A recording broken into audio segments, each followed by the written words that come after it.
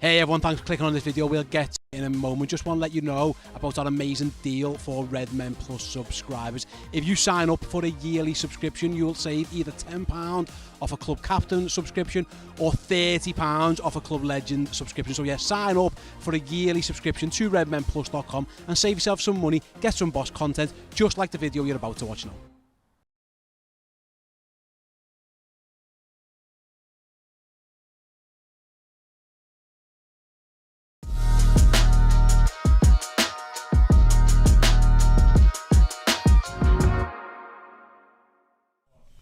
Hello everyone, welcome to the Redmen TV Podcast. Ste Hoare here.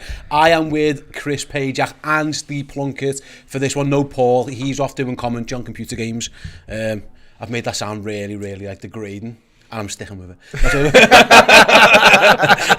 Because that's the thing he's doing. So yeah, if you're stuck with two Steves and a Pajak down there as well. Hopefully you'll enjoy this one. We are going to be speaking, of course, about the takeover news with the interest of various consortiums in Liverpool, one in the Middle East, one in Europe and one in America as well. Obviously a global reach for Liverpool Football Club, and therefore there's global interest in buying Liverpool Football Club. Also want to speak about the players getting back together, and I'm going to, in Dubai rather, and I want to focus mainly on Luis Diaz, the return of Luis Diaz, who is now, according to all reports, fit and ready to go. How that's going to impact Liverpool in this second half of the season, the business end of it. Liverpool have done all right-ish since he went out. What's he going to bring to the table and all that. But first, got a couple of, well, one very quick announcement. As you can see, I'm wearing one of our Christmas jumpers here. If you want to get any of our items from redmenmerch.com and you are in the UK, to guarantee delivery before Christmas, and this is a change, you need to have your orders in by Wednesday midnight. Yeah, there's a lot of industrial action happening in the UK and we are fully supportive of it and we fully understand the reasons why, but obviously it's having a knock-on impact on the supply chain. Yeah, so if you want to get any of our jumpers, sweatshirts or anything and guarantee delivery before Christmas in the UK, you need to get those orders in before midnight on Wednesday. redmenmerch.com if you want to do that. For us, it's vitally important because it's a change to the messaging that's gone out recently. So yeah, don't blame us now. I've told you. Just quickly, Wednesday the 7th of December at midnight, just in case anyone's watching it after the fact. You got Wednesday the 7th, yeah, midnight, Wednesday 7th. Make sure if you want to get it before Christmas for a present for yourself or someone else, yeah, go and get those one in. Right then, before we start, guys, got a kick-off questions from Ian Young. He's obviously in our Discord. Ian's a contributor to the show on numerous occasions. Thought this was an interesting one. He says, if you went missing, what would be more embarrassing if someone found it? Your internet search history or your iTunes library? Chris Pajak. Cover my tracks pretty well, so take your pick. I have a little private browser for when you're buying your wife a gift. Obviously. Yeah. You want to make sure that she doesn't discover what you've found her. and I don't have iTunes, so. Well, Spotify then, or. Don't have Spotify. You got one of them. Tidal. Tidal. Yeah.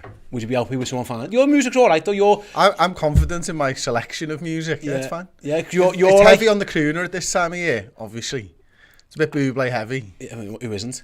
This is his time to shine. Boobs out. Yeah, exactly. I think you could. I could tell you the bands that listen to. I show you. I wear the t-shirt. I was supposed to say because people often comment on your t-shirts and like, oh, they're a cool band. So obviously and I don't know who these people are. So see, both of these for me are risky. I'm with you on the internet search history thing. I'm pretty good at covering my tracks. Claire's got no idea the gifts that she's getting for Christmas.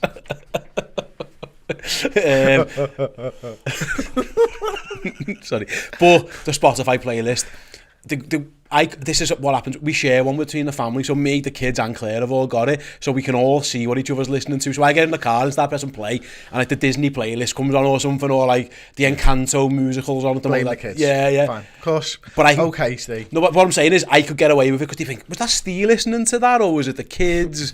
And if it's Katy Perry, it was probably me, and if it was Taylor Swift, it was probably me. But I've got a little girl, so they might put the blame onto her. But yeah, I'm good with this internet stuff, so I'm going to say probably the Spotify's a bit more embarrassing if they found out it was me. Steve, I'm kind of with Chris. The internet thing is a given for all blokes, isn't it? So I don't need to worry about honestly, that. It's like the first man lesson you've ever learned is how to put your private browser on. It was like straight away. Yeah, and pre-private browsers, it was make sure that you clear that history out every day.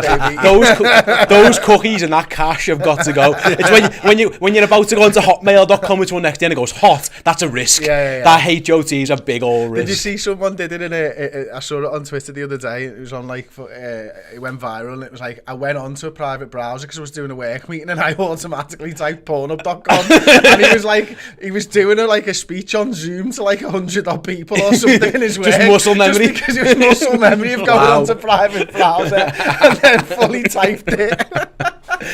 Yeah, I can understand that. You go to type hotmail.com and you end up in like hot women or yeah.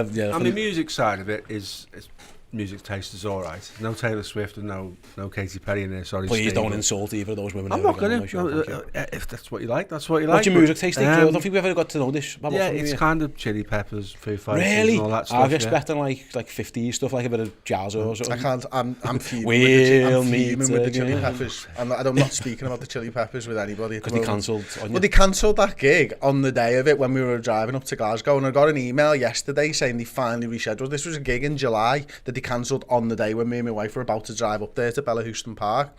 So we never bothered going. Get an email yesterday, they've rescheduled it 23rd of July next year. Didn't get me money back, all that type of stuff. I've got one plan next year, and that's my summer holiday, which starts on the 23rd of July next year. I'm just absolutely, I can't even listen to them at the moment. They're one of my favourite bands. Are you going to sell them? I'm going to have to. Yeah. Steve might have them off you. I'm going to have to talk to you about that. Hamden Park. I thought you'd be into like the war songs, from VE Day and all that. Don't be like that. What are you doing? Is this ageist? Yeah. Get in. Sound. Speak to HR. Yeah, I am. Yeah, they'll look at you. We're looking at you, Steve. Yeah. Listen, there's only 10 years between me and, say, Chris, for instance. Oh! Take him Why down. are you firing shots over here? I'm Vera Lynn, for fuck's sake. just caveman banging stones. No, I'm sorry, Steve. No, my music taste, right? Yours is actually we've had. This is better than yours, Steve. 100%, yeah. For you, listen, I like a bit of pop music. It is what it is. Sounds whatever. We move on. So yeah, apparently it's my Spotify, and yeah, we are very clever. We had a funny comment there from CFM 200 says, "Cheers for the reminder there, lads. Just cleared me search yesterday." yeah. We got you back. We got you covered. Absolutely there. Yeah, no problem at all on that one. Right then, what are the people here for? They're here for Hot Takeover Tour. Do you know what's interesting? Sorry, before we move on, if you ever go, like sometimes you have to do it here for like you need to go on an incognito browser, and you do need to explain that to women, but you never need to explain it to a man. They are like, yes, Aunt. Yeah. I know how to do that. Yeah. A woman's like, what do you mean? An incognito browser. What are you question. talking about? Yeah. Just put it onto a private voucher. All the producer lads are like, yeah, know how to do it straight away, straight to the top left corner, private browser. I do it at home. Claire, don't the kids share the phone. Don't let them see. She's like, watch this. I don't know how to use it. Yeah. Again, it's up there with like things that you learn. It's like, but no one ever taught me that. It was self-learned. I do remember the Apple advert was like, now iMac now contains private browser, and it's like his wife walks in when he's shopping, and he's on like the Ring website, and he just takes her off private browser. Like, yeah, fuck off. That advert needs to be some fella just you know exactly what that was all about. Yeah, enough said. Right, then we are going to talk the takeover stuff now, and obviously the interest in Liverpool. Before we do so, a lot of this comes on the back of David Lynch's article, of course. After he wrote that article, pretty much, literally the day after, yesterday, at time recording, we got Dave on Zoom, basically, got him on a call straight away, because we wanted to do a show with him over on redmenplus.com. So yeah, before we talk and get context and all this stuff, here's a clip from that interview with Dave where he gives a little bit of info on what he learned and where he got it from, and then we'll come back to talk about it. So yeah, see you in a second after this. You know, the conversations I've had is that there's a confidence within that particular bid that it would withstand scrutiny. You know, the identity of the bidders and the whole package as a whole, they believe that, you know, particularly given the way that Newcastle went through, that they think that this bid would withstand that scrutiny, that would get passed by the FA. I suppose the proof is in the pudding in terms of whether that actually happens or not. But yeah, like I say, they are confident in this moment, but still a lot of hurdles to clear before we even get to that stage of you know, the fit and proper owners test and all those situations. But yeah, we were a long way from that. But they do believe that it would pass it at the moment. Yeah, and the article also mentions several other groups, and I guess we're kind of on this merry-go-round at the moment where more information is going to present itself on these, and that'll be the headline story for that week and so on. But it was the first time I'd seen mention of a coalition of German investors. What's your understanding on that? Yeah, again, very sort of private and secretive. Don't want to put the name to anything just yet, because they don't want to be made to look like fools if they don't get it over the line. And totally understand that. It was one that sort of caught me by surprise. You think with the money that's involved, you don't automatically think that it's going to be European investors would get involved. And it's usually, I would have gone down the route of thinking that Americans would be all over this, and then obviously you would get that Middle Eastern interest, and that's no surprise. But yeah. Some German interest there as well. I wonder whether part of the appeal is the presence of Jurgen Klopp at Liverpool. He's such a huge icon over there. Although I doubt anyone's just buying it just for that reason, because it costs an awful lot of money to just because you want to be Jurgen Klopp's boss, I suppose. But yeah, an interesting one. The way it was put to me is that bid is sort of slightly further down the line than the others. That package is a little bit more ready, prepared to go into FSG, which is interesting. But again, yeah, we'll have to see how that one pans out.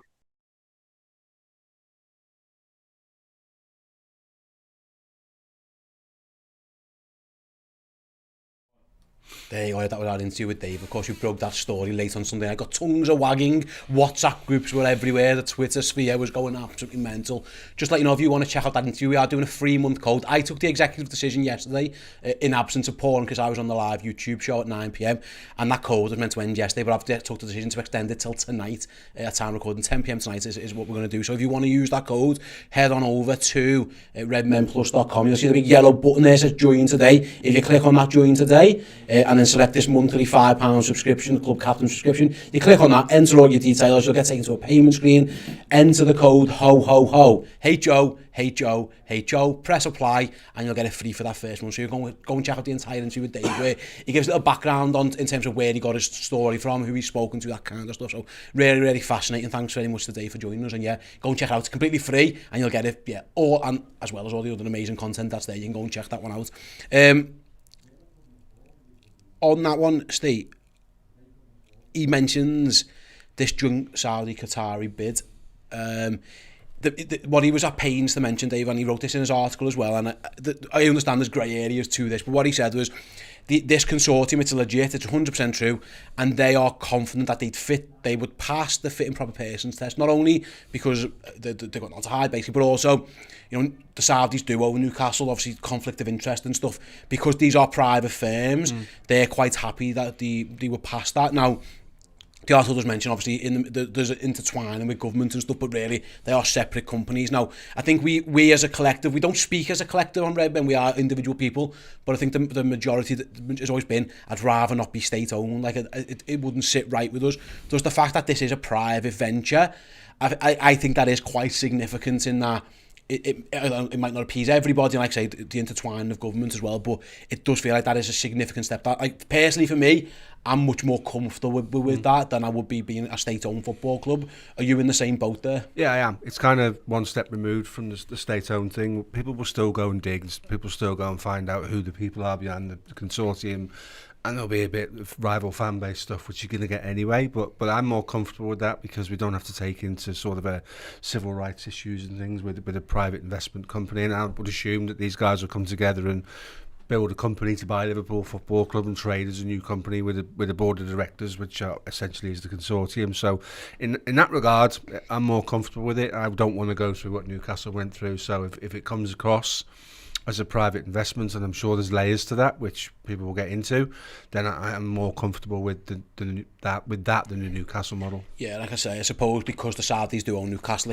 there has to be a clear, a separation in it. Chris, got a comment here actually from Robbie D on my screen, and he basically said, I find it strange that interest is no more than a list of countries. Until parties are named, it's no more than hot air. And this was explained by David as well, Chris, and I found this one fascinating, how billionaires think, was that they don't want to put their name to it because someone's going to lose out, and billionaires don't like being embarrassed in public that they've missed out on a deal, so they're only going to name themselves when you are, basically when names start coming out, that's when you can sense that something might be close, because they're real, they exist, but they don't want to put their name to what is essentially a failed bid for a football club. It doesn't look well upon them. I think we saw that in the past with Chelsea, stuff, actual names coming out, and then they end up getting them looking like idiots, which is mad because they're billionaires and they're rich and who cares, but that's why it might take a while for this one to start getting names and stuff, but it does feel like the process is moving on rather quickly. When, it wasn't that long ago when the Boston Globe, who was essentially owned by John Henry, put Liverpool might be interested in a partial sale. It's only days later now that there are 3 consortiums looking to buy Liverpool. It does feel like the wheels are starting to turn relatively quickly on this. Yeah, it does, and I'd just like to go back to the first point that you asked Steve about the state ownership and stuff, to be honest, because I know my opinion's different to your guys. I think on the surface of things, I think it's better to be owned by a private investment company than it is by a state. I would question whether that's the truth, personally. I think the pessimist in me would suggest that, well, the Saudi Arabian government can't own another football club in the Premier League, therefore private investors have been set up such that they'll be able to own it. I don't know about whether a Qatari government could own something in the Premier League with them owning PSG. I don't know whether that would be against the sporting regulations in terms of the Champions League and stuff like that. So with 2 states already owning 2 football clubs in 2 of the biggest leagues in Europe, then my question marks is we're only a couple of years removed from Saudi Arabia and Qatar not getting on at all. Now all of a sudden, when there is potentially an opportunity to sports wash, something to come together, and I know their relations have been good, and I am not an expert in their things, I'm just telling you my opinion from Liverpool Football Club side of things, and the pessimistic view would be that you could potentially sports wash again through private investors, and that's something that I think, you know, at some level will come out if the people are therefore named. Yeah. And that's something that I think we need to be wary of as Liverpool fans. Such that, I mean, Dave mentions in his article that there are links to the governments in both of those companies. That's a red flag for me, to be perfectly honest with you. But until people are named, nobody's going to know one way or the other. Yeah. And this isn't an argument, this isn't a debate, this is an opinion, just that. So my concerns have not all been allayed. Yeah, absolutely, and it makes perfect sense until names and names. Like I say, City technically aren't owned by the state, are they? It's just that there's a member of the royal family who's involved, so it can be like intertwined, manipulated. Yeah, a little bit as well, and we'll see how it all pans out. But going back to the second one, Chris, though, it does feel like we're getting, I know I title this podcast "The Consortiums Are Coming," because it does feel like there are groups who have, it's been out there for a few weeks now. Whether they knew in advance, I'm sure there was, you know, I don't know if there's a billionaires WhatsApp group or whatever, but I'm sure there was noise on the grapevine that, by the way, Liverpool might be for sale here. It feels like, and again, it was the German bid that apparently is the most furthest along as well, but it does feel like we're at a stage now where, this could be something that is not quick as in rushed through, but like by the summer, Liverpool could be owned by a new. I thought it could take years, because again, FSG aren't desperate to sell, they're just trying to make as much money as they can and whatever, and who knows what that means, but it feels like this. It's real. Like it could happen very quickly. It could do, of course, it could. I think, you know, we've seen with Newcastle that it can take longer than you think, but then also a lot of that was again going back to the relationships of BN Sport and links to the government. And as soon as BN Sport became available in Saudi Arabia again, it went through. So like, there's diplomatic ways of getting through this, isn't there? So you're right. Something could come up where actually it turns out you're too close to a government to be involved or whatever, so yeah, you are right, it could that the red tape could hold it up, but in terms of interest, bids on the table, FSG accepted. And I'm not surprised about that, because Liverpool and Manchester United, as we discussed last week, are 2 of the biggest properties in world football that are up for sale. Somebody wants to get themselves what they consider a bargain long term, you know, and FSG want to get themselves what they consider good money for their investment. It feels like now's the time to buy, doesn't it, in that regard? And, you know, while Liverpool are still close to the top, while Liverpool have still got an opportunity to get into the Champions League and all that type of stuff, it just feels like by the summer, I think you're probably right. I think it could well be, barring red tape, wrapped up. Yeah, and Steve, the interesting one, obviously, a lot has been said about the Saudi-Qatari bids. I think again a lot of intrigue about that one, but the article did mention as well like at least 2 other parties. One's an American consortium, one's the German interest, and like I say, this German interest is apparently further down the road. I'll be honest, when I first saw Liverpool are going to be up for sale, my immediate thinking was the Middle East or America. Yeah. I didn't really consider Europe. I didn't really consider England, like an English billionaire buying Liverpool. Again, that might turn out to be false, and it might be someone down the road, but I didn't even consider interest from Europe. But again, it does go to show what Chris mentioned before, the pull and power of Liverpool Football Club. To be involved with this football club's huge. Who knows, like for the German, like obviously we've got a great German manager, the connections with Liverpool run deep with Germany. We did a documentary of it, for God's sake, there are links all the way through it. But yeah, that one took me a little bit by surprise. Don't know what your feelings were when you read that. The obvious thing was Far Eastern America, because of the relationship FSG have got with the likes of Stephen Paluca and people like that, whose names have been mentioned. The German thing it does come as a surprise, but then we've got a very good German manager, so there's an association there straight away. And as Chris said, and you have said also, Liverpool is arguably one of the biggest top 3 clubs in the world, 3 or 4 clubs in the world. So the kudos of being able to say, I own Liverpool Football Club. These things don't come around every day, do the opportunities to buy these clubs. This is an institution in football, the biggest money-making sport in the world, and there's an opportunity to get involved with someone at the level of Liverpool. So I would imagine people have looked at it from far afield from many different regions and thought, now's the time, now's not the time, let's get something together. And, by all accounts, the German bid is from a guy who's a Liverpool fan. And kind of that's what we want, isn't it? Someone who's a fan that buys the club because they're invested and it becomes a labour of love, and the things they do are done for all the right reasons, as opposed to, okay, so I buy it for 3. How quickly do I get it to 4 or 5 billion before I think about what I want to do with the club? You sell it to a fan, that fear dissipates a little bit, doesn't it? Depends. Yeah, it could do. Absolutely could do. The 3.2 billion was interesting, Chris, because as Dave put it, his sources tell him that that's actually more of a starting point. He expects it to go for more than that, and essentially this is where FSG could be quids in, because we know of 3 interest. If they're all serious and they're all given a bit of a green light to do the due diligence and stuff, this is where you could end up with a bidding war, and this is where you've got to be careful as fans, because they'll be PR central. If names are out there and they are interested in Liverpool, this is where you end up down the Hicks and Gillette route a little bit. This is where you've got to be wary, is that there could be false promises. Like, I hope FSG properly do their due diligence on this one. It isn't just that guy's offered us the most money, we'll go with that one, because it's got to be legit, whoever it is. The American consortium could be dodgy, the Germans, the Middle East, whatever. That's where you can get yourselves into trouble, where it just becomes like a PR. So, well, we're going to do this for you. Well, we're going to buy you Mbappe. Well, we're going to buy you a new ground and Mbappe, and there'll be a shovel in the stadium, the ground, and all that. We've been bitten before. I suppose that's where you mentioned before, but a little bit of pessimism that is nagging away. This could be really exciting news, Liverpool, but there is that little nagging thing in the back of your head. We've kind of been here before, and we've been bitten by it. Yeah, we have, and it gets me thinking more along the lines of, why are we hearing about this? Why is David Lynch got the scoop on all of this type of stuff? Why did Ornstein get it a few weeks ago? To start a bidding war is the answer. We know that FSG have kind of plugged those leaks in the football club, and since the Virgil van Dijk incident and all that type of stuff. And this is at a higher level. This is a boardroom level. These discussions are happening. I know they've got like your Goldman and Sachs and all them and types of people involved, and links may come from there. But to be able to hear of a German consortium, an American consortium, this guy, a consortium from Saudi Arabia and Qatar, that says to me that, the starting point is 3.2, and the reasons we've told you that there's 3 people interested is we want to drive that price up. Yeah.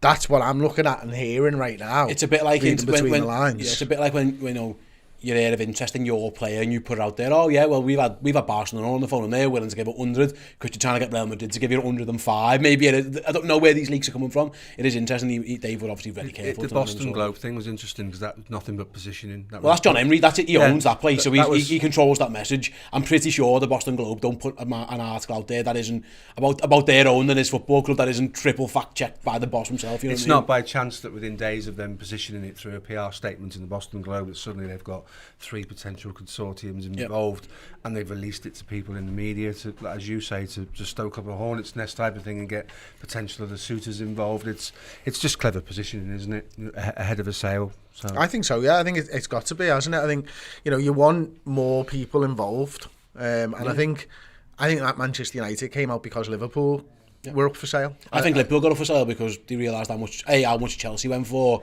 and the collapse of the Super League thing. There's dominoes that are falling. You're right. It's easy. We should be excited. I think there's just a genuine room to be excited about it. Liverpool could end up with an owner who's just the best and buys all the boss players. But I do sense like an unease about it. But until we get names, it's hard. It could be that this could be just a really rich guy who just loves footy.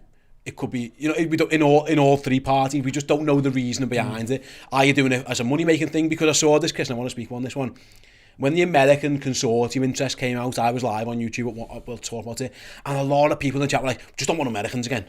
Just don't want Americans again. And I was like, well, yeah, Liverpool's last 2 owners have been Americans. One of them were really, really bad, and one were really, really good. we got accused of tarring an entire country or population with one brush when we were talking about state ownership, and that wasn't the case at all. There are good people and bad people in everywhere. It feels like it might just be a boss American. Like, why do you think it is just because people were really annoyed by Hicks and Gillette? There's obviously a clear now, there's people who just don't like FSG. The fact that there was just like a lot of anti-American sentiment when we don't even know who these guys are. Well, I don't think it comes down to the people. I don't think it comes down to that in any way, shape or form. I think a large proportion of Liverpool fans want to be able to compete with state-owned football clubs, and that's their opinion and they're entitled to it. I am not one of those, but I understand why they want to do that. They want to compete at the top for years and years and years. I want to compete at the top for years and years and years as well. There's just different ways that you can compete at the top. You know, it might be more likely that over the next 10 to 15 years, the only way you can compete at the top is the way that I don't want to go. That might just be the way that it is. Football might move on, you know, and it might not be for me anymore. You know, it happens to all of us. It happens to all of our fathers. It gets you eventually, doesn't it? Gareth Roberts did an absolutely brilliant piece for This Is Anfield the other week on something. You know, I'm not there yet. I'm not there by any stretch of the imagination, but you know, there are certain things that have changed. This isn't the sport that I fell in love with when I was a young lad. You know, you didn't think about the owners of the football club. You didn't think about, you know, how you were going to be treated at a European Cup final away from home and all that type of stuff. There's just a lot more stuff now, and the light's shining pretty hard on football as a spectacle. And it's not always nice to see. The magic of watching the team is what sometimes, you know, what is able still to get me through. 100%. Money at some point undermines everything, doesn't it? Yeah, and it does, and that's kind of what it is. Look, PSG at some point are going to get their act together and win a European Cup. Manchester City are going to get their act together and win a European Cup. Newcastle are going to be a Champions Newcastle League are going to club. be a Champions League club. You know, it's going to be very difficult to break the upper echelons of European football without state ownership. So I understand why people want that. I'm not willing to sacrifice my morals and my standards for that. You know, I still believe that you can get it done the right way, and FSG have done it the right way. But when it comes down to Saudi, or it comes down to Qatar, or it comes down to America, we're looking at it all wrong. It's not the country, it's not the people of the country, it's the person who buys the football club. That's exactly what you were just sort of leaning towards. We had a bad owner, bad ownership, Hicks and Gillette, 2 people. We've had good owners, FSG. It's the people who are the owners, not the country. Yeah. So you can have a good Qatari owner who's a private investor. You really can, as long as there's a good person there with no state ownership who's not trying to sport wash. You can have good ownerships there. I've not seen it yet, but then I don't know all owners of all football clubs. And that's the thing, isn't it? It does feel like it just becomes like a country. These are just fellas or women. They're just people. Like, there's no billionaires, and they are, you know, they've got to where they've got because for whatever reason they've got there for. This is the thing. It does feel like, yeah, you've got to be careful. Like, oh, there's an American ownership, there's an American interest in Liverpool. Well, like half of, 500 million plus people live in America. It's one group of people or a couple of people. It does feel like a lot. Again, you've got to judge when the names eventually do come out to whoever they are. I think just based on where they're from, and listen, like, whether they're from the Middle East, Germany, America, it's kind of irrelevant, really. You've got to just drill down on them and look into it. Not just... You could look at the 3 groups of people that are named, right, and the German could be the bad guy. Exactly. And the Qatar consortium could be the good guys. Yeah, and vice versa. It could be any way around. I think it's very easy. We're in really dangerous territory at the moment about tarring entire nations with a brush when that's not right. Yeah. So what's happened with the Americans, my belief is what's happened with the American side of it, and why we tar with one brush everybody, is that you look at the 3 high-profile American deals with Liverpool and Man United. Gillette and Hicks was a mess, we know that. It cost us our football club. FSG have done this for a return on investment. We know that, we've accepted it, but we've benefited from that. And then you look down the East Lancs and look at Manchester United. They've done that for money. They take shareholders' stake out every single year. They've got a £600 million loan that's not touched in terms of repayments. There's a perception, a muddled perception out there that all Americans want to do is earn money out of your football club, and that might not be the case. Some of the guys that have been linked with the football club are guys that are sports fans, and they may, at this stage, at £3 to £4 billion, you have to look at Liverpool Football Club and say, where is the next raft of improvement in terms of what it's worth. Where does that come from? Because it's ceiling and it'll never go any further than that. And then you're buying it for the kudos of buying it, and because you've got so much money, you don't know what to do with it. So you invest in a football club, and that's been a bit naive saying people will do that. Of course, they want something. Nobody puts £4 billion into something they don't get anything in return. But I think the football fans, as a rule, have got a muddled perception that all American owners want to do is make a few quid and then get out. Some might, and some might not. And we've seen that. Yeah. And if we've been clinical about it, that's exactly what FSG are doing. Yeah. But along the journey that they've been with us, look at Anfield, look at AXA, look at the players, look at the trophy cabinet, there's lots of positives that have come out of that. They've gone about it the right way, whereas Man United haven't. Yeah. And our fans are thinking, that's absolutely what we do not want. We don't want Glazers Mark II. So they've tainted the vision of American ownerships by looking at 3 examples. So. I suppose, like, and this is the one where this going back to what we were saying before, Chris, as well, is that it's we have to talk about it. I'd just rather be talking about the lads on the footy pitch. Again, the World Cup stuff being as well, like if there was matches being played for Liverpool, it might take more of a back burner. But this is the main story now.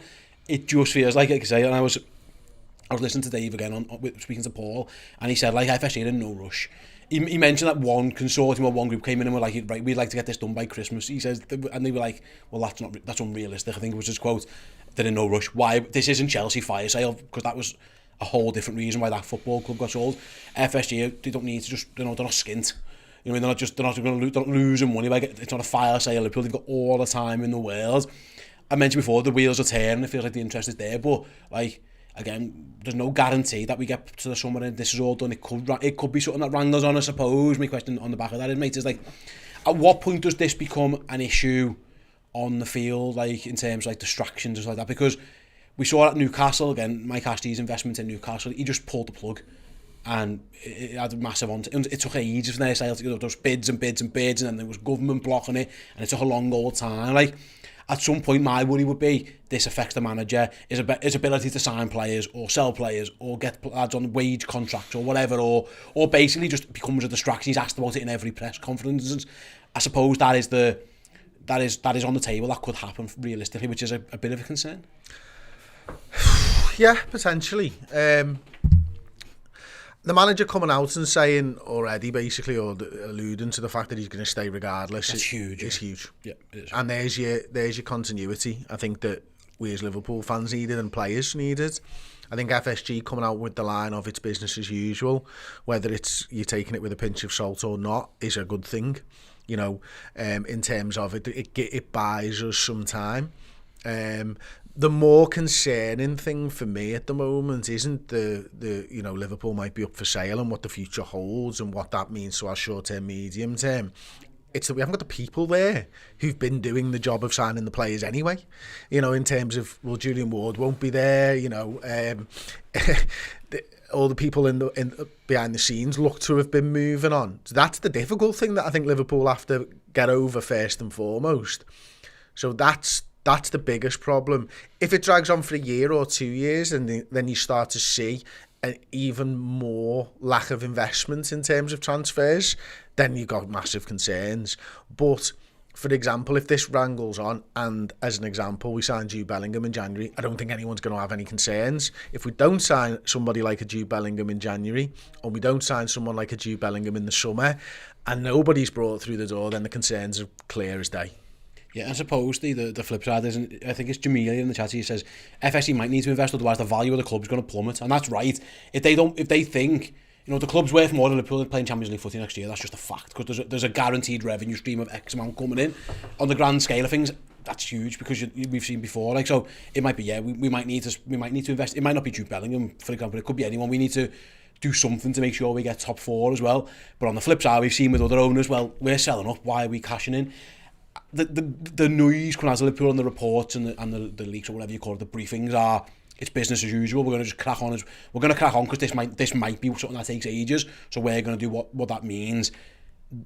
The flip side of that is, well, they underinvested in the summer anyway. So like, and the reason that people were desperate for sales because they're not quite sure the FSG model is ready to compete with your Cities and your PSGs and your Madrids and stuff.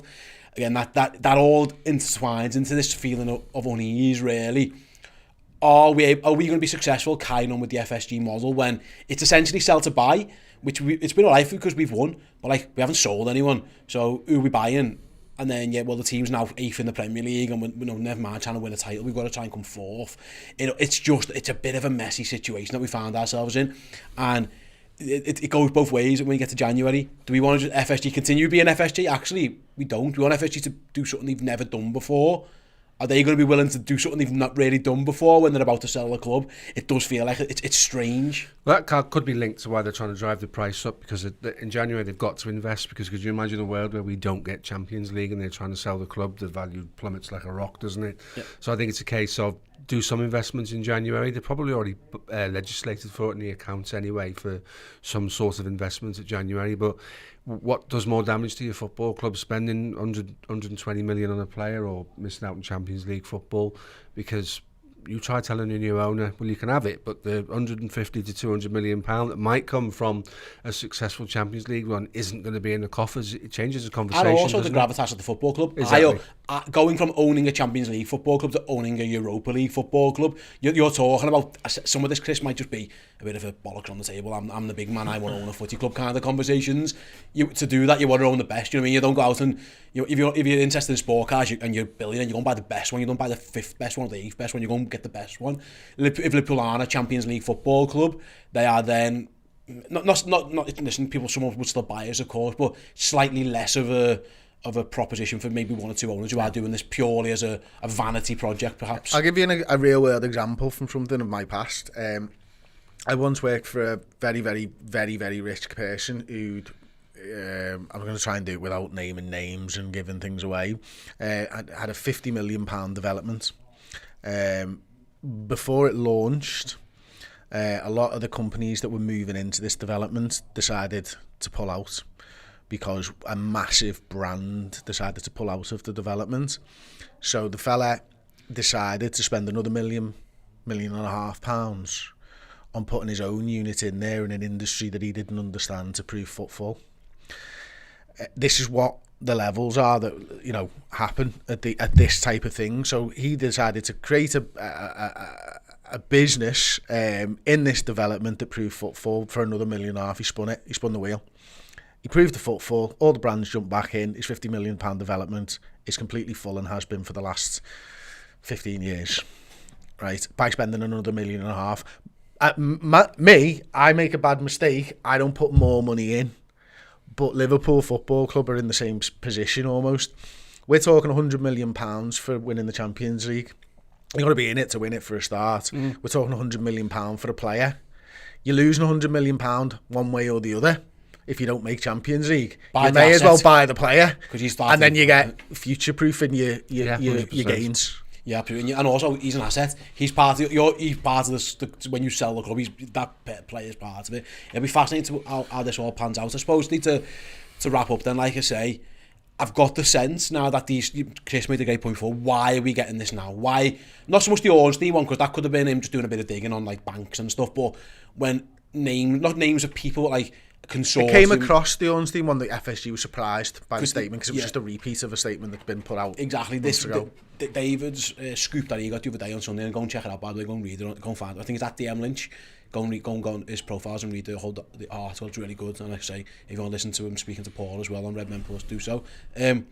On the back of it's come out for a reason, Steve, you're right. It's whether it's I don't think it's from Liverpool, I'll be honest. I'm not sure what Liverpool... It might be, but I don't think it is. It feels like these consortiums are already just trying to get fans on side. You're trying to get the momentum stirred of, right, let's get this going. Don't let FSG take ages on this one. Start stirring the pot. That was my personal sense of why all this is happening now. I don't know if you agree, disagree. Yeah, I'd agree. It's all about... I think this financial recession thing's got to come into people's thoughts, hasn't it? You talk about the value of the football club. FSG will have one eye on the markets, thinking now is the optimum time. This could be the highest this football club's value is going to be for 2 or 3 years from now.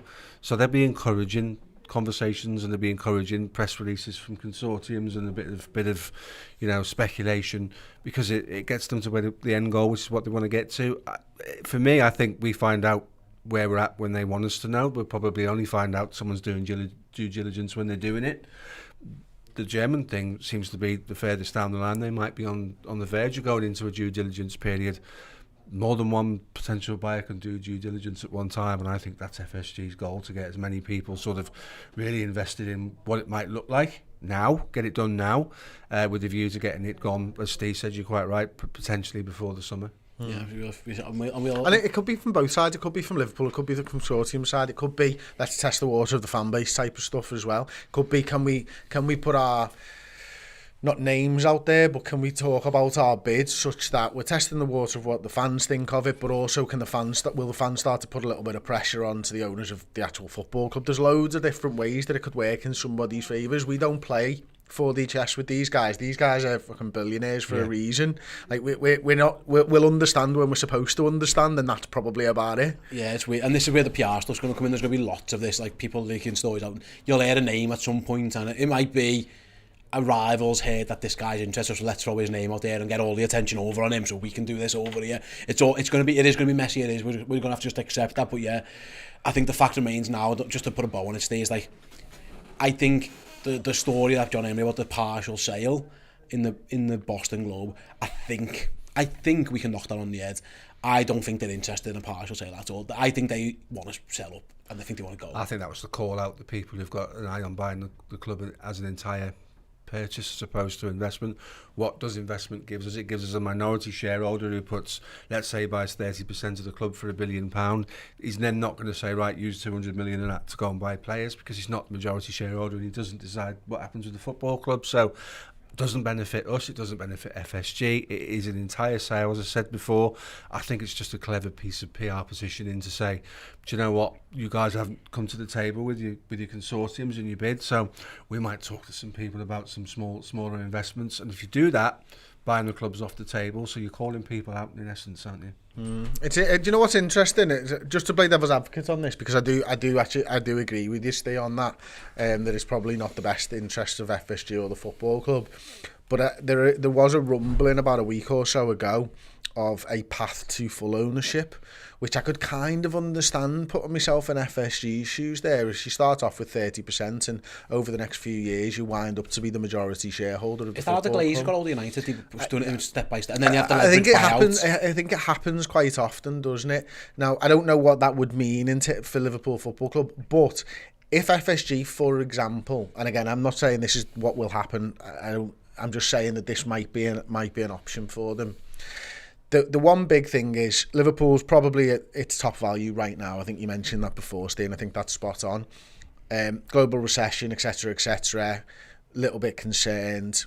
£1 billion might help them through a global recession if you think Liverpool Football Club could come out on the other side of it stronger. What happens with the television rights for Liverpool? Do Liverpool get to sell their own television rights at some point down the line? Because that's the only way I conceivably see that Liverpool goes up in value considerably from what it is now. It might be a bit more of a long-term plan. If you have a, let's say, 40% ownership, when that happens, you might actually still get close to your £3 billion just for your 40% when Liverpool can start selling their own television revenues or selling their own television service and live games and all that type of stuff. So there is something a little way down the line where the bubble might not be about to burst if you can get through the recession. The £1 billion, let's say, gives you time to get through the recession, and then when the television right shakes itself out, you might be in a really good position in a few years where your minority shareholding is actually worth what the club's worth. Yeah, absolutely. And we'll see how it all pans out. I think that's like fucking mad out there type. No, shout, it makes sense. Like, it does make sense, I suppose. I get the sense though. My general thing is I've got a feeling FSG have got their eye on something else. So go and take your 3 billion or 4 billion or whatever you end up getting for it. Spend $1 billion of that on X or 2 billion of it on the Washington Commanders or whatever it's going to get you, or whoever, or an NBA team or something, and then you go again, because this is what they want to do with Liverpool. They bought a distressed asset.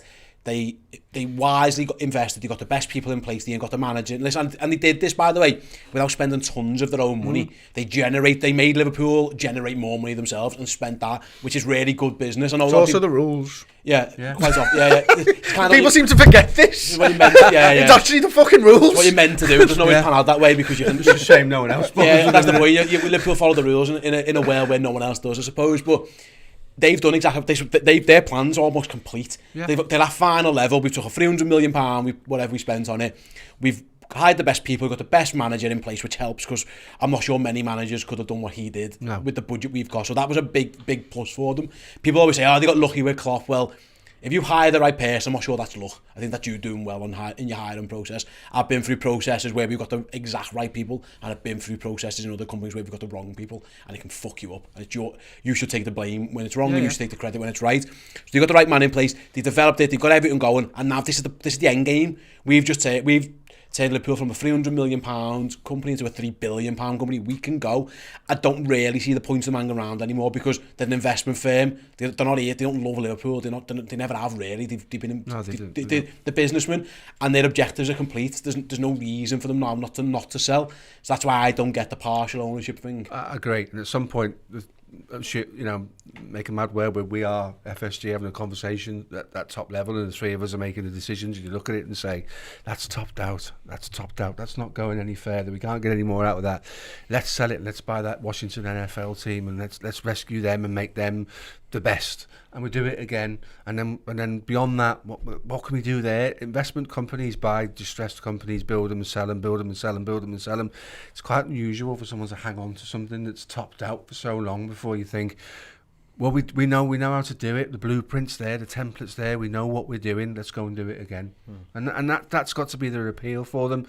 They're just capital, in about capital growth, investment, and then capital. So, yeah, I think the time has come. Someone sat around a table and said, now is the time to look at other ventures. Yeah, I think you're right. It was the centrepiece of their portfolio, but could you imagine an American investment company with an NFL franchise sitting front and centre of their portfolio? Because they already own the Red Sox. They've also got the Penguins, haven't they? And they've got a few other investments. Yeah, it might be that they just focus solely on America now, and would make sense, I suppose, as well, given the way the global financial focus on what you know kind of thing as well, rather than being spread out all over the world. We'll see how it all pans out right then. That's it. We'll leave that one there for now. If anything more comes, we'll always do. We do live shows, by the way, every night, Sunday through Thursday, on YouTube. So if anything breaks during the day, it always gets brought up in that show. Tonight's show, for those listening on Tuesday or watching on Tuesday, is Chris Pajak. He'll be live on YouTube at 9 PM tonight. I did yesterday's show, Paul did Sunday's show, Chloe's on Wednesday, and then Paul's back on the Thursday. So yeah, we've got you covered. So if anything happens, any articles break, any news, any tweets and that, we've always got someone around. So yeah, do come and check it out live on YouTube at 9 PM. If you're a podcast listener, you don't get too involved in the YouTube stuff, fair enough to you. About 8 PM-ish, we'll do a little wrap-up of those stories as well and put that out on the free podcast services. So just the one that you're listening to this now on, pretty much, we'll be in there as well, just to give a little round-up. So you'll never miss any news, or more importantly, our opinions on the news, if that's what you're interested in, because yeah, hopefully you are Redmen fans. Otherwise, what are you doing here watching, listening right now? Right then, before we move on, I want to start actually talking about the soccer and the football, whatever you want to call it. I was getting very much American. Just a quick heads up on the World Cup and who knows. Fuck off! Why did you say soccer? Because it was funny. I'm back up American. No, it's fine, whatever. People get really annoyed at that, don't they? I saw the other day the Socceroos, and someone was saying like they should be called the football roos rather than the Socceroos. I'm fine with it.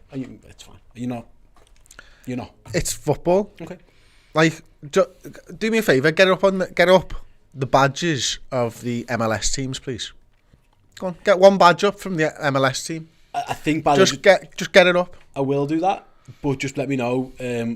We did this before in the audio when I brought my screen up, so I might not be able to bring it up. But bring it up. MLS team logo. Badges, yeah. Okay, I've got the LA Galaxy. I've got loads of them. Okay. Go on, put them on the screen so I can see. Just be. Yeah, pull one of them up, just big so that we can see it. Just be wary that the audio might go off. Right, go on, pick one of those top ones. Any of them. Right, let's get it big. Right, zoom in. Oh, it's gone worse. Okay, scroll down. FC Dallas. What do you think the F stands for in FC Dallas? Football Club Dallas. Any more there? Seattle Sounders FC, Toronto FC. Okay. New York City Football Club. Okay. Right. Sound. Debate settled by the Americans themselves. Fucking hell. It was Are you kidding me? It was just a word, Chris. Are you kidding me? Look at them. Sorry. They don't even call their football clubs soccer clubs. They call them football clubs. They do. Sorry, Chris. What are they doing? At least have the courage of your own convictions. We had Soccer AM and we had Soccer Saturday as Clarence said, just a balance of interest. We did. And I don't I don't back them. Football AM and football Saturday. That's what it was. Jeff Stelling, get your Brandon sorted, son. Get your Brandon sorted, son. Right, They do not speak for me. It was going to be my transition into the World Cup chat very, very quickly. We are playing this week. The podcast is sponsored by Who Knows Wins. Last week we played along with the England versus Senegal game. Congratulations to MB111. He won 1250, £1,250 for getting all 10 selections right in the England. Wow! Yeah, And finished second 5 times as well. Have you? No, he did. That guy did. Oh, congratulations. He's playing the long game. Yeah, congratulations to him. Go back to that one, Chris. This one? No, yeah, we're going to be playing that in a moment. I won 87p. It's like 83p, sorry. I won 83p, so yeah, congratulations to me as well on that one. This weekend we are playing the England versus France, the World Cup quarter-final pot. Chris Pajak, this is the first time I brought this to your attention, that you're going to be playing this with us. Yeah. So Chris has already gone over to redmen.whoknowswins.com. He's found the England versus France game Yes, I have. on the channel. It's very easy. Yeah, £2.5 pot if you get this one right. Oh, hello, sunshine. Big old money. So do you want to go through it very quickly? That's it. Yeah. What are you going to be picking? What are the categories? And let me know what you're doing. Okay, full-time result, France, both teams to score yes, over 2.5 goals, yes. Half-time result, France, England to have over 4.5 corners, yes. France to have over 6.5, no. England to have over 2.5 cards, no. France to have over 1.5, yes. England to have 3.5 shots on target, yes. Harry Kane to score anytime, no. Sorted. Sorted. So basically, you're having England knocked out 3-1. 3-1. No Harry Kane goal. Who scores England? Is it Liverpool's Jude Bellingham getting the consolation goal for you there? I think Rashford might start. Okay, nice, interesting one. Yeah, interesting. I've got a feeling when I do mine, I think England are going to lose to France as well. A lot of that's going to be similar to you. I think I'm with you. I'd have done that. I think Harry Kane will score. That might be one that'll change on. I think he will score. I think he's like a hot street striker. He got one the other day. I think that might work out for me. If you want to come and play along with me, Chris, Paul, you going to play? Yeah, I'll have a go. Steve's going to be involved in the pot as well. Yeah, get involved. Redmen.whoknowswins.com. If you're listening, if you're watching this, there's a QR code. There it is. You can just scan that and get involved as well. Like I say, 18 plus and UK only. And if you're not a gambler, Sam, it's not for you. If you're someone who likes getting involved in these kind of things, make the games more interesting, yeah, feel free to get yourselves in as well. There are pots on every single World Cup game. So if you like playing along with the game, bit of fun, keep it interesting in all the games as well. You can certainly do that. But like I say, be responsible, and if it's not for you, that's absolutely fine. Yeah, redmen.whoknowswins.com. Keep an eye on our socials as well. We'll put the full list out when me, Paul and Chris have decided. You've just seen Chris's there, but mine and Paul's will be on there as well. But yeah, if you want to come and play along with us, do so, and we'll check in next week to see who done the best out of the Redmen bunch on that one. I mean, my 83p has just won. I feel like that was like not a great win, but I'll take it. Okay, you do that. You confident? I'm confident I'm going to win it all.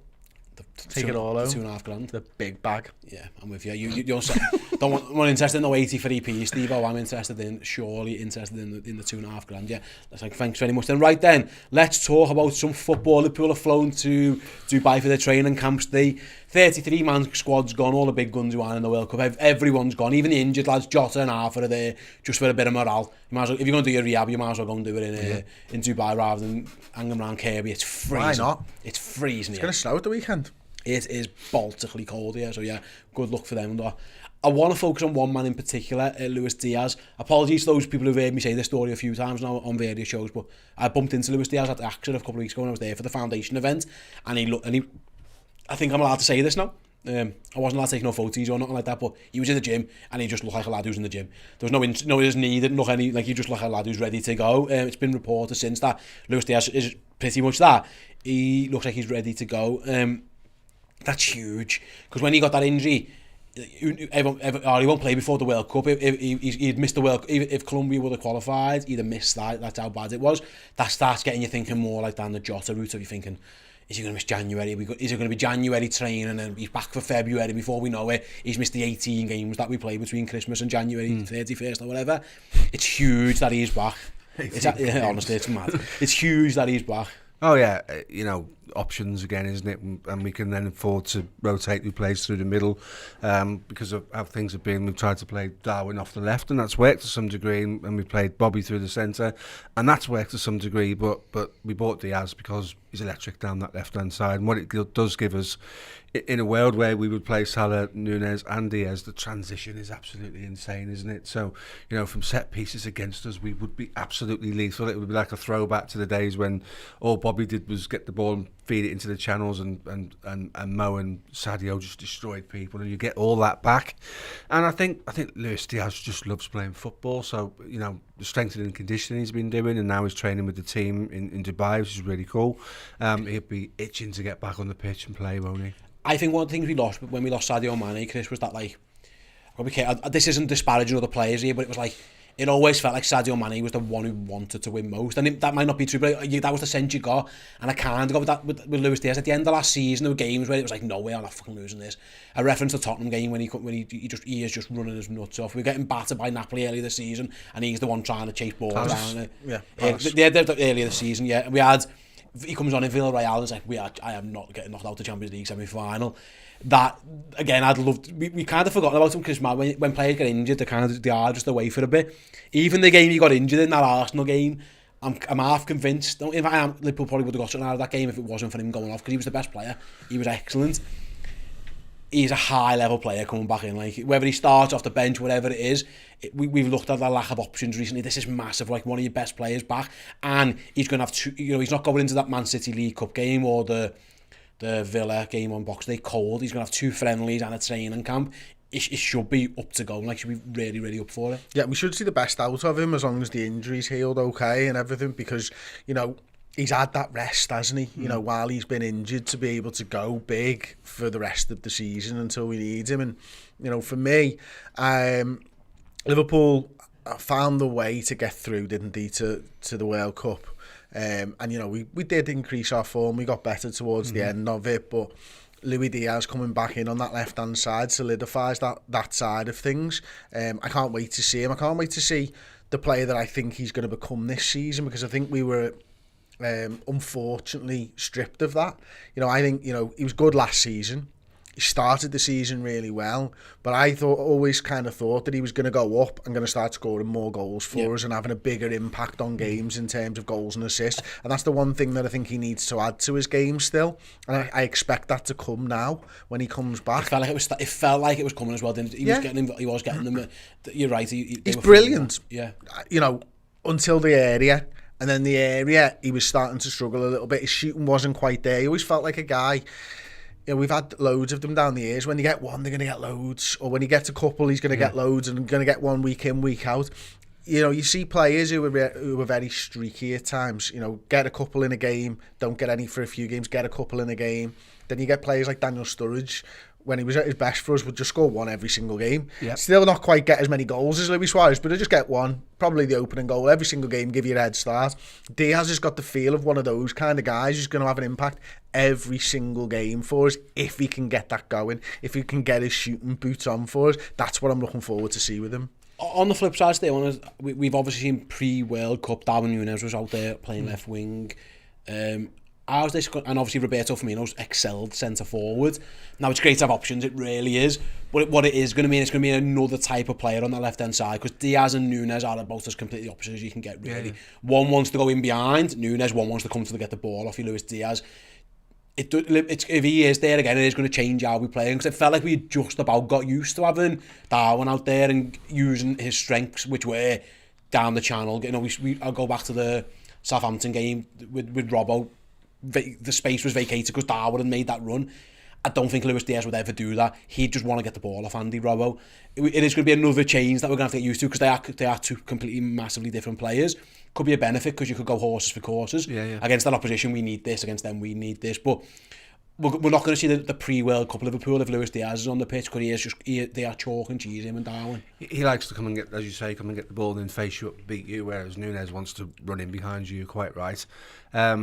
On occasion, Núñez is so quick, he's got into the box, and I saw it in one of the games in the World Cup, and there are no options because nobody can keep up with him.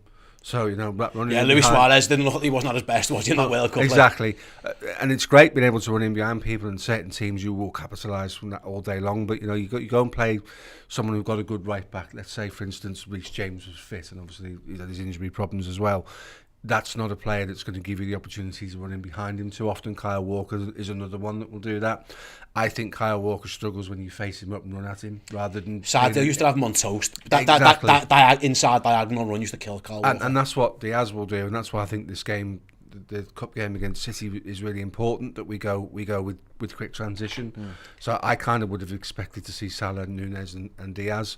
Diaz will face you up and he will twist you and he will turn you, and that's Kyle Walker's like Achilles heel, is that if you put the ball over the top, it's a straight foot Kyle's race. going to win a race. He'll be there. Him and Nunez will be side to side, and Walker's really physically strong as well.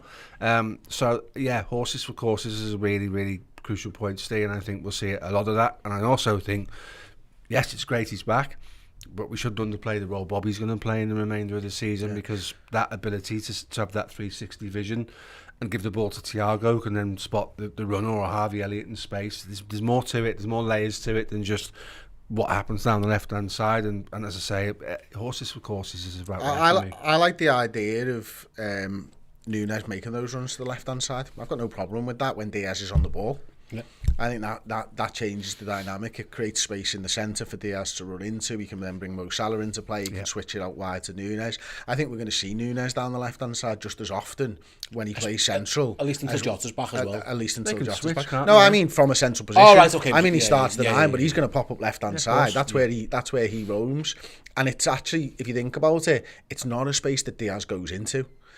You know, Diaz goes inside exactly. all the time. So it kind of marries up really well, and then you've got Robbo raiding from left back as well, to give options there. I think that three could work really well together. It's not a concern for me in any way. I think it's made to work together. We're going to touch on the Robbo in a minute, actually, how it impacts him, Steve. But before I do, one thing that was made up, it was Jono. We need him back. There's no depth off the bench. Last season, Liverpool Football Club won matches off the bench because we had five basically, didn't we? And so if he started with Salah, Mane, Bobby, then off the bench, you had like Diaz was there for you, Jota might be there or whatever.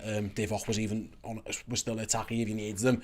We haven't really had that. It's been whoever's been the front three was the front three this season. And if you were looking at a sub, you were maybe throwing Fabio Carvalho out there, or Harvey Elliott might get moved, or Curtis Jones would end up on that. I think Alex Oxlade-Chamberlain had the game up front, had the game right wing off the bench. That's not what you need. You're not going to win games really with that. You'd be shocked if you do. At least you've got four now. Yeah. So if things aren't going well, there's always the thought, well, at least we can throw Darwin on, or oh, here we go, let's get Bobby on, or let's get, Salah's probably going to play, but let's get Diaz on if we need them. Just psychologically, that is a boost, because I think it's hard when you're 1-0 down or you're 0-0 and you're looking at your bench going, who's going to score that goal? Because someone's going to have to. And it's like, fucking hell, there's not a lot here. I reference Man United the way where you were looking at the bench going, bloody hell, we're in trouble here. Like, you know what I mean? Our fit Bobby Firmino's running around, and we haven't got goals on that bench. We are going to have at least one player with a goal scoring record on the bench, and when Jota comes back, hopefully February time, you've got two. It's psychologically, I think that's a huge benefit. Absolutely, and the players we have, the opposition, it's all about concentration and making the right runs at the right time, and they tire and they wear out during the game. And on 60-65 minutes, if you're able to bring someone like Nunez on for Bobby, Nunez as a sub is flying. Suddenly you're that centre half and you're thinking, I've been run ragged for an hour here, I'm done in, and they've just brought that on. Do you know, that's that pace, that power, that willingness to run off my shoulder. I could do going off myself type of thing. Got half an hour of this now. So options is key. Early on in the season, we were down in a game, and the Liverpool are making a change, and you look at the telly, and he's bringing James Milner on, and I've got no problem with James Milner. What a servant he's been to football. Never mind Liverpool Football Club. But that's not a guy who's going to go and rescue you a game when you need it. Like you say, you look at your bench and you think, who's the difference maker? But there's too many times we haven't had that. So get the four lads fit, like you say, and then add Jota to it in February. You've got 5 players that most other teams would love to have in their squad. You can rotate. And with 5 fit, you can afford in certain games to give Salah a rest if needed. We can't do that at the moment. He has to play every game. He's having a nice little rest now, and I'm sure he'll be back at it very, very soon. Chris, I want to talk about Andy Robbo. You mentioned Robbo before. I think not having Andy Robbo looked better when Luis Diaz wasn't playing. It was my opinion of it, because Robbo's at his best when he can maraud and he's got space to go into and he just bombs on. It always feels like Luis Diaz just wants the ball off me. I'll do that. You know what I mean? Like, and I thought we saw the best of Robbo when it was Darwin in front of him just before the World Cup. Is that a concern to you at all? Or you're just not asked? No. I think, it takes time for a partnership to grow, first and foremost. I think last season we saw that it can work. I think the fact that Robbo was not at his best was more a tiredness thing than anything else for me. Okay. I think when you saw him come out for a couple of weeks and come back in, that's also, yes, it coincided with Darwin being ahead of him, but it also coincided with him just having a break. So for me, that's more what the reasoning was than it being Darwin or Louis Diaz up front ahead of him. And so side bonus, the Jota February, looking at Paul mentioned before, I'd be shocked if we got the best out of Jota, given didn't have a pre-season, he had 2 lengthy injuries now. The flip side on that one is, if he can get back to, and there's no need to rush him, but if he can get himself back for February, March, he could be one if he's 100%, and that's a huge caveat. Don't have to worry about resting him now. He hasn't kicked the ball. He didn't go to the World Cup. He hasn't done anything. You could have March and April of Diogo Jota being Diogo Jota, provided he's fit and firing. Again, looking very glass half full. The glass half empty is he's just knackered. And he's full, and he can't get up to the level. But if he can get to the level, and he has come back from big injuries before and done all right, could wear out well for Liverpool. Right, we're just in. But here's another thing when hopefully Liverpool are at a business end of the season, whether it's trying to win a cup or a top 4 race or whatever it is. Jota there's still a role to play for Diogo Jota in this, provided, like I say, he can get his body right and his head right as well. Well, we're going to play lots of games and very quickly, so it could be a real shot in the arm in terms of having fresh people available at a certain point in the season, in key games, at the business end of the season, if you like. So, hopefully come back. It does take a little while to get back up to full speed, sort of kind of like Joe Gomez-esque, that he doesn't come in on the first game back from injury and suddenly go, yeah, he's back. He needs to find his way into games. So there'll be a few games you'll get an opportunity to play and to do that. So, that you're right, Steve, looking at March, April time when all the prizes are handed out, or you're certainly in a running for them, it would be great to have that fifth body, a fresh one, the one that feels like my season starts now. Now I have to prove to myself and prove to these guys at the start of next season I'm your man, because that would be the challenge for him. Really focused, really switched on. You're right, it could be really, really good for us. Yeah, can I give an outlandish opinion on this one? You can do whatever you want, Chris. Sure. I think he's playing for his future when he comes back. I think that's why we'll see the best out of him. There's 2 lads who can play left wing now and 2 lads who can play centre forwards. Yeah, and I think Bobby Firmino looks like there's going to be some kind of a contract offer there for him at some point. Yeah. He's had 2 years that will have been completely disrupted by injury. There's got to be concern about his fitness moving forwards. You've got to be able to string a few games together and have an impact on the football team, because I don't think you have. Quite frankly, since that first big injury, I think it's been tough sledding for him. Basically missing 3/4 of a season this year is not a good look. And you've got to find yourself a space in the team. We're in danger, or he's in danger, I should say, of becoming an Alex Oxlade-Chamberlain, dare I say it. Now, I know this is outlandish. He's a much, I think, better and more integral part when he is fit and firing than Ox maybe ever was. But the team was different when Ox came back from his injuries, and we didn't play in quite the same way. Jota, if Darwin Núñez and Diaz and Salah all hit the ground running when we come back and play brilliantly for 3 months, it's going to be very hard to break them up. Yeah. As a player, he's got to think, I need to break into that front 3 this season to make sure that I'm in the manager's plans for next season. Now, he's a brilliant footballer, and I think that he can do that, but there are now concerns over his injuries for me. It's not outlandish, is it? It's not outlandish. No, I don't think that. There's got. I think I say, when he's been on the pitch and fit, he's been brilliant. And when that first when we've got him, he's unbelievable. You're right. It's a bit Naby Keita-ish now. Is that, like, how many times can you? It's a year and a half. Yeah, it's been a long time. Yeah, you're right. No, you're absolutely right. And there's plenty. Like I say, new owners are coming in. Are they going to, if they want a splash forward signing that we'd all quite enjoy? At the moment, Jota's the one who you're like, oh well. Bobby's different because he is a contract thing, and you probably just keep him year by year. So, but yeah, you are right in saying that. Bobby's got miles under the belt, hasn't he? And the experiences and the stories and the memories and things where we'll say Bobby can stay for as long as it works for Bobby in the football club, and that's not really a conversation and nothing to worry about.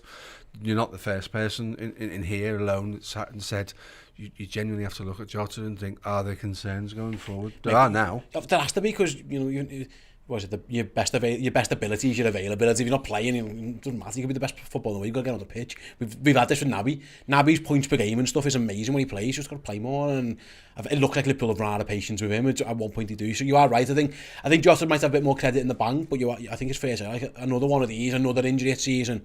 It's like, oh my, yeah, it would start to become frustrating because it's a bit like Jürgen's midfield options thing when he listed all his midfielders off, and it was like, yeah, but he's always injured. He's half fit. He gets injured a lot. He's injured a lot. We don't want to be there with the forwards. Touch wood. Mohamed Salah isn't in that mix, but and we haven't seen nothing from. Let's not forget we got really lucky when we had Salah, Firmino, and Mane because they just didn't get injured. Yeah, that's just so unusual, isn't it? Bobby can probably carry on, but he's not. He's past his peak. Bobby, as much as I love him, analytically, he's not as good as he was. Yeah. And that's why he's gone from first choice to second, third choice. Exactly. Yeah. Darwin Núñez has got an opportunity. He's going to miss games through red cards by the looks of it more than maybe anything right now because he just looks fucking wild. He is a bit angry. Luis Diaz is obviously just coming back off an injury. Jota's out injured all the time. Salah's still the same Salah. We need to get it to a position where if we can't have 3 lads that stay fit all the time, we're going to need 6 lads because 2 of those lads are going to get injured by the looks of things. Same as the midfield options, down the fingers. You are right. Right then, guys, thank you very much. Just let everyone listen or watch at home know, we are about to record podcast extra. So if you never listened to podcast extra, essentially it's an extra podcast. Spoilers. There you go. It is that, but it's less football based. It's more top. I'm going to read Paul's branding now. It's pretty good. The top secret uncensored Redmen show with the shit we possibly couldn't put on YouTube. I think that's a very good example. Spoiler alert, I'm going to ask you guys what you think the term goblin mode means. Goblin mode. It was voted as the Oxford word of the year this week. I want to get goblin mode. Yeah, find out in a bit. We're going to ask a little bit of Christmas chat as well, what it's like to be a parent and tons more. So yeah, it's 2 words, right? It's fine. We'll get that. They gave it the word of the year. Yeah. Which one of them? Let's cross that bridge. Goblin or mode? Let's cross that bridge in podcast extra. Okay, and there's tons more. Yeah. I don't. Okay. It's fine. Save it. Yeah. It's 2 words that they've given word of the year. Yes. You're very pedantic, Chris. They should be. Yeah. It's their fucking job. Right. They've got nothing else to do. You are right, yeah. Thanks very much. Do come and join us on Podcast X. Like I say, check out Who Knows Wins if you want to as well. And yeah, back next week when Paul's finished commentating on computer games, he might be in this gym. We'll find out. Until then, catch you all in a bit, guys. Hi, everybody. Thanks for watching the show. Hope you enjoyed it. If you did, make sure you give it a like on the way out. Did you know you could get some hoodies, t-shirts and any accessories from redmenmerch.com? So head on over there now and grab yourself something.